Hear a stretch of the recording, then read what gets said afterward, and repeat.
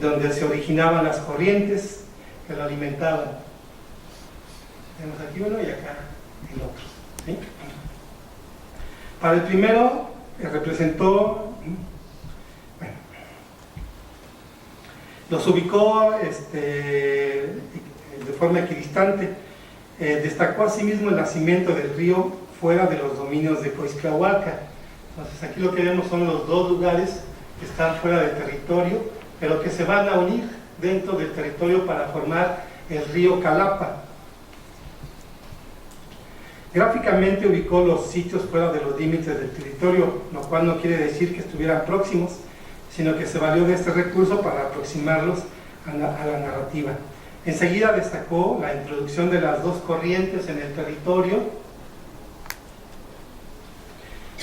y su unión en para formar el río principal que alimentaba la parte norte del señorío, colocando un topónimo de un cerro con una caña para indicar el sitio donde se unían estos dos afluentes,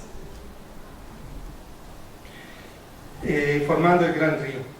La disposición de las protuberancias que se rematan en Chanchihui también son importantes gráficamente, nos permiten considerar cuál es la dirección de la corriente, ¿sí? Tenemos pues dos elementos que nos marcan hacia dónde van las aguas. Primero, el lugar de origen, ¿sí? Y el segundo, la posición del Chanchihui. Pero además hay que señalar otra cosa que destacó el autor. Aparte de que el río corre de derecha a izquierda, es decir, de poniente a oriente, por último, el Tlacuilo mostró la continuación del río a cielo abierto, fuera del territorio de Coixtlahuaca. Bueno, es importante destacar esto porque en la región hay varias corrientes subterráneas que, aunque pasan por el territorio, afloran muy lejos, como es el caso del río que nace en Tamazulapan, que según la tradición se origina en Apuala, pasa por el subsuelo de Coixtlahuaca y sale cerca de Tamazulapan. En este caso, el Tlacuilo mostró la continuidad del río, para empezar, que corre por todo lo que es el territorio del Yubitayu y continúa su curso fuera de él.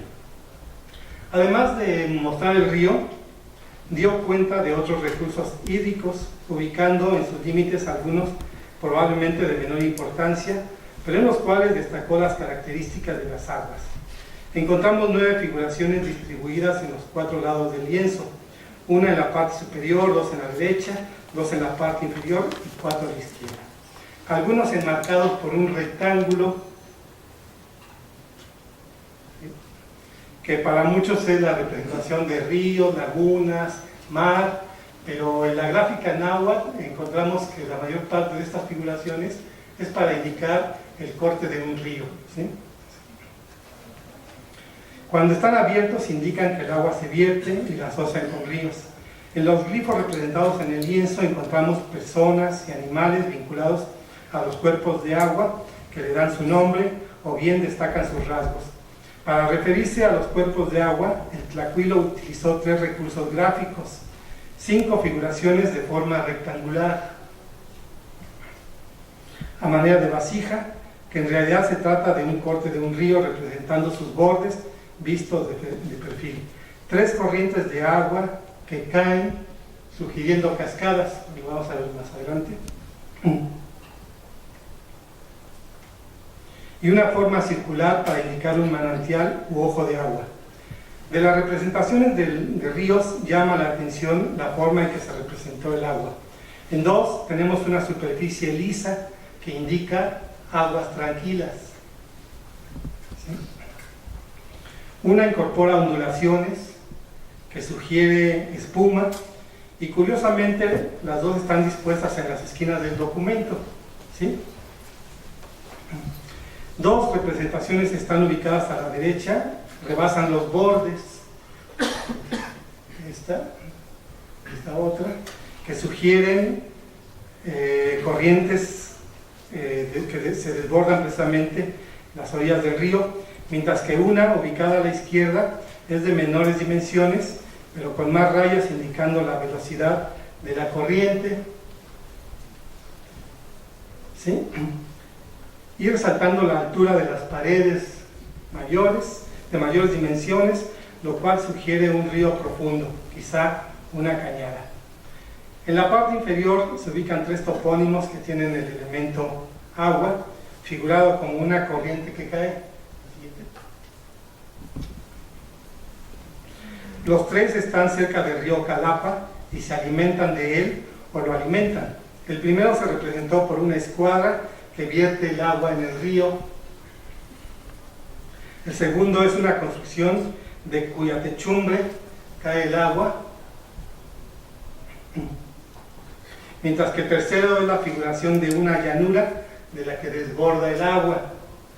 Las 3 sugieren caídas de agua, ya sea que se trate de saltos o cascadas. Nindo o Siqui se leería en el mixteco de Yucuná. La última es una figuración circular ubicada en la parte izquierda, casi a la mitad del lienzo, que está cerca de un cerro, el cual parece dar origen a este manantial, y se lee el mixteco como Yutzá, donde se encuentra un manantial que indica el nombre del sitio. Podríamos proponer una lectura tentativa de estos lugares: el río de la flor, sería Cuchiita; el río de las aguas del venado, Cuchi, Siqui, Zacua; el cerro del agua curva, Yucu, Siqui, Dodó; el río del venado, Cuchi, Zacua; el río de las ramas, Cuchi, Daachito; la llanura del agua, Yodo, Siqui; el manantial del conejo, Yutzailo; y el río de los linajes, Cuchi, Nayata; el río de las orejas, Cuchi, Do. Sería como lo leería una persona que, hablante del mixteco de Yucuná, que leyera este documento. Con estos recursos gráficos, el Tlacuilo nos invitó a adentrarnos en el paisaje serrano con la tipificación de los recursos hídricos y las características de las corrientes, a sugerirnos una aproximación a la tipificación de las aguas, saber dónde había nacimientos de agua, dónde había saltos o cascadas, aguas profundas y corrientes peligrosas. Para un geógrafo, esta cartografía lo invita a reflexionar acerca de la naturaleza de los ríos y sus características. Para un historiador, los datos son relevantes para entender la construcción del conocimiento y los recursos mnemotécnicos que fueron utilizados por el Tlacuilo para dejar plasmados en este universo gráfico una síntesis de la realidad vertida a través de los glifos, de los filtros culturales, desde el punto de vista de la escritura y la memoria local, a través de los lugares y sus características. Bueno, para finalizar, trataré de enlazar los datos que tiene el lienzo de Coixtlahuaca con algunos relatos, algunas tradiciones que se conservan en la región de Coixtlahuaca. El lienzo de Coixtlahuaca describe un espacio en el que se construye una imagen de la territorialidad que encuentra ciertas huellas en los relatos que explican la aridez del territorio y los pocos recursos que tiene. Uno de los relatos está relacionado con el papel del Cerro Verde, que menciona que un hombre grande y moreno que estaba enamorado de la Pico de Orizaba y que iba a casarse. Cuando la Pico de Orizaba llegó a Coixtlahuaca, unos hombres le contaron la vida de Cerro Verde, que era un mujeriego, y desconsolada, la Pico de Orizaba regresó a su tierra, pero en el camino dejó sus pertenencias y quedaron regadas en el valle rumbo a la Natividad. Consideran que ese lugar lleno de piedras son las pertenencias de la Pico de Orizaba. Otro relato también destaca que hacia esta zona, pero fuera de los dominios del Yuhuitayu, están las tierras más fértiles, porque en su regreso la Pico de Orizaba dejó las semillas que llevaba como dote. Entonces, en cierta forma, el territorio de Coixtlahuaca se vio castigado por este engaño. El otro relato está relacionado con la aridez del terreno y la escasez de agua. Cuentan que el agua nace en Apuala, originalmente pasaba por el Yuhuitayu de Coixtlahuaca, pero un día el señor de Coixtlahuaca fue por el agua y en el camino venía platicando con el señor de Tamazulapan, se hicieron de palabras y enfrascados en una discusión se enfrentaron en una lucha. Como eran grandes brujos, grandes señores, el señor de Coixtlahuaca, que tenía como nahual la serpiente, se convirtió en una gran serpiente y devoró al señor de Tamazulapan, que se convirtió en sapo. La serpiente se tragó al sapo, pero no contaba con la astucia del señor de Tamazulapan, que en la panza de la víbora se infló y reventó la serpiente. Con esta victoria, el señor de Tamazulapan se llevó el agua y dejó a Coixtlahuaca sin el líquido vital. Agregan además que casi nunca llueve en Coixtlahuaca y que cuando las nubes empiezan a formarse, empieza a soplar el viento y se la lleva para Tamazulapan. Tal vez esta lectura del cielo esté íntimamente relacionada con el glifo que se encuentra en la parte superior, que indica la acción del viento por la llanura que arrastra las nubes, beneficiando a Tamazulapan y dejando a Coixtlahuaca sin el vital líquido. Este recuento nos permite considerar que el Tlacuilo tenía claras las características del paisaje y conocía los recursos del Yubitali, por lo que las representaciones no eran arbitrarias, sino que en cierta forma eran aproximaciones a una lectura puntual del territorio material y simbólico. Muchas gracias.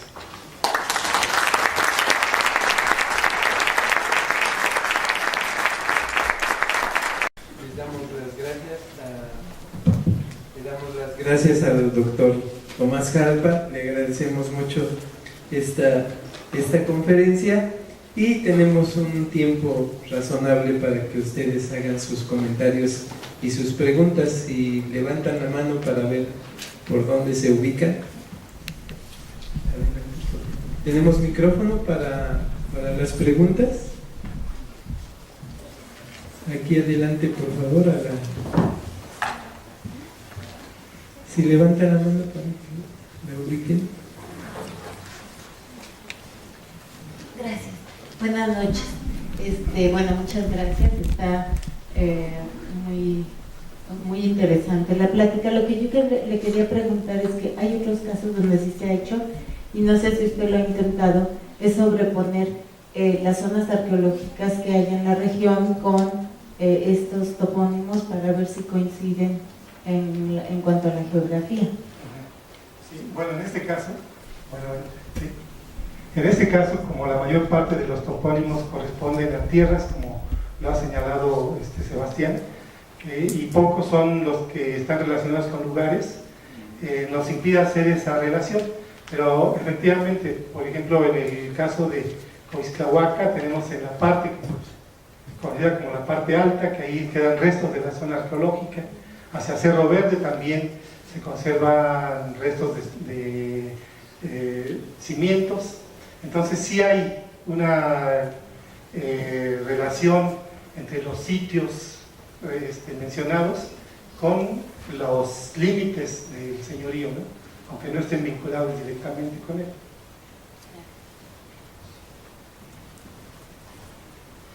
¿Alguien más tiene?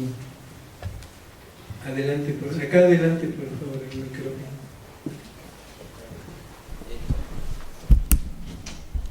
Sí, gracias. ¿Qué dimensiones tiene este códice y cómo se logra la obtención de él y la conservación, por supuesto? Sí, bueno, el códice mide 4.25 metros aproximadamente por 3 y fue elaborado en el siglo XVI. En 1940 todavía el documento se encontraba en la población, formó parte bueno, lo adquirió el Museo Nacional de Antropología en el siglo XX, 1940 más o menos, por esa fecha, y está en muy buenas condiciones. Forma parte de un conjunto de documentos de la región de Coixtlahuaca, que son 13 documentos. Entre ellos está el lienzo de Otla, de Nativitas. De los más grandes tenemos el lienzo de Coixtlahuaca 1 y el lienzo Zeller, el 2, que se encuentra en Alemania, que son más o menos de las mismas dimensiones. Están elaborados en lienzo, en tela, en algodón. Y está expuesto, ¿verdad? Ahora Está expuesto, sí. Sí, ahí lo pueden apreciar. Sí, asombroso, gracias. Nada más como anécdota, dentro de la colección de documentos pictográficos de la biblioteca, el lienzo de Coixtlahuaca es el de las dimensiones más grandes. Hay otro que es el Códice de Huamantla, pero como está fragmentado, la suma de sus fragmentos nos arrojaría el documento más grande en soporte de papel amate, pero el lienzo de Coixtlahuaca como tal es el que tiene el tamaño más grande de toda la colección de documentos que la biblioteca posee. Adelante con su pregunta, por favor. Doctor, tengo una pregunta. Como usted lo mencionaba, el Tlacuilo nos hace un reportaje más que nada de tipo geográfico de la zona. Sin embargo, en las imágenes que usted nos presenta, hay imágenes humanas donde está relatando algo aparte de la parte geográfica. Sí, sí, claro. ¿Nos podría explicar un poco? Sí, tenemos, como les decía yo, diferentes niveles de lectura y yo me centré en la parte de la toponimia.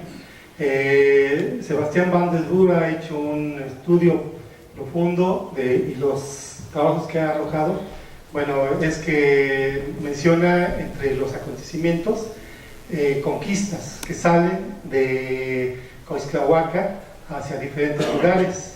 Uno de los sitios en el extremo inferior probablemente sea la región de Cuautincha, ¿sí? Además de estas conquistas militares, tenemos la presencia de un visitador que llegó para dirimir un pleito entre los habitantes por tierras y por la delimitación del territorio, ¿sí? Acá en esta sección, desafortunadamente, el lienzo es muy grande y lo quise reducir y se pierden los datos, pero en esas secciones donde encontramos la representación de 4 personajes que van a caballo, son los visitadores que fueron enviados por el virrey Mendoza para dirimir el conflicto, y los caminos que vemos, algunos de ellos son caminos que indican conquistas. Aquí tenemos en esta sección la representación de una conquista, en esta otra sección la representación de un sacrificio, y entre los personajes que están figurados, pues el lienzo narra la historia de los señores de Coixtlahuaca, el linaje de Atonalzi, que es uno de los grandes conquistadores de esta región. Hay que señalar también que el Códice de Coixtlahuaca es un códice elaborado por grupos hablantes del chocho, pero también había mixtecos y nahuas, ¿sí? Entonces ahí podemos ver que es un documento que podía ser leído por cualquier persona de cualquier lengua, ¿sí? Bueno, entonces, a grosso modo, esos son los temas generales que maneja el documento. Sí, pues gracias. ¿Alguien más que tenga algún otro comentario? Si no tenemos más comentarios, les agradecemos mucho su presencia. Les recordamos que este viernes 28 está la representación teatral del grupo de la comunidad de Zacatepec, y los esperamos dentro de 8 días en el Auditorio Tlaloc. Muchas gracias, doctor Jalpa.